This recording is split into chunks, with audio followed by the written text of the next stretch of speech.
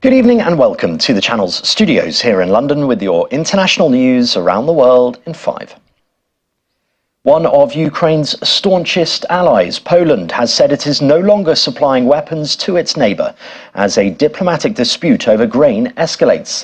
Żadnego uzbrojenia na Ukrainę z tego względu. Poland's Prime Minister said the country's focus was instead on defending itself with more modern weapons.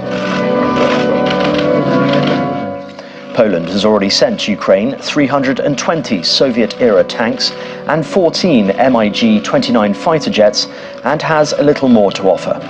However, the remarks coincide with high tensions between the two neighbours. Media mogul Rupert Murdoch has stepped down from his role as chairman of Fox Corporation and executive chairman of News Corp. In the role, he was in charge of some of the best-known brands in the United Kingdom, United States and Australia.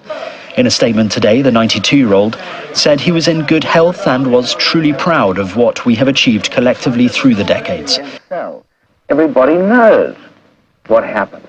Murdoch began his career in newspapers aged 22 when he inherited a half share in 2 Adelaide papers.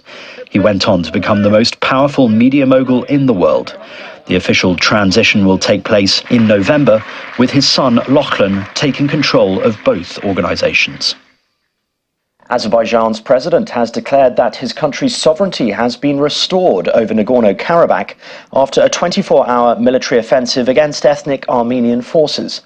Ilham Aliyev praised the heroism of Azerbaijan's army hours after Karabakh forces agreed to surrender. Some 120,000 ethnic Armenians live in the South Caucasus enclave, recognized internationally as part of Azerbaijan. Azerbaijan now intends to bring the breakaway region under full control. At least 7 people have been injured in a Russian attack on a central Ukrainian city of Cherkasy.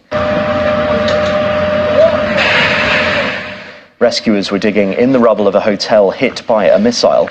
The emergency services posted a video showing rescue operations underway. Authorities said more victims could be buried under the rubble. Iran's parliament has passed a controversial bill that would increase prison terms and fines for women and girls who break its strict dress code. Those dressed improperly face up to 10 years in jail under the bill, for which a 3-year trial was agreed. It still needs to be approved by the Guardian Council to become law. The move comes a year after protests erupted over the death in custody of Mahsa Amini, who was held by morality police for an alleged improper hijab. Venezuela has sent 11,000 troops to regain control of one of its biggest prisons that had been overrun by a powerful criminal gang.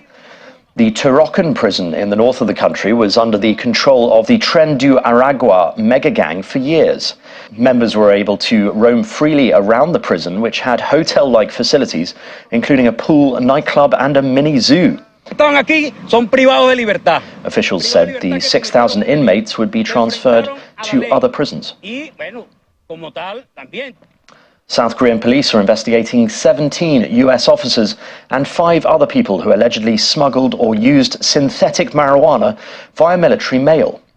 This follows raids in at least 2 US Army bases in May, including Camp Humphreys, its largest overseas base. A Filipino and a South Korean have been arrested, while prosecutors review the cases against all 22 suspects. A tip from the US Army's enforcement arm had sparked a 4-month investigation by Korean authorities. And the TikTok craze of cheese stretching has come to Somerset in England when crisp company Doritos pulled off their own stunt. A helicopter pilot managed to dip a large nacho into a special cheese blend nestled inside a 14-foot-high replica pile of nachos and cheese, and then stretched the cheese mix 49 feet without it snapping.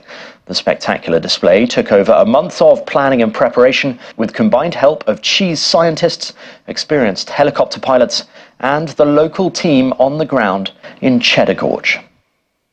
And that's your international news around the world in 5. Now back to the channel studios in Lagos.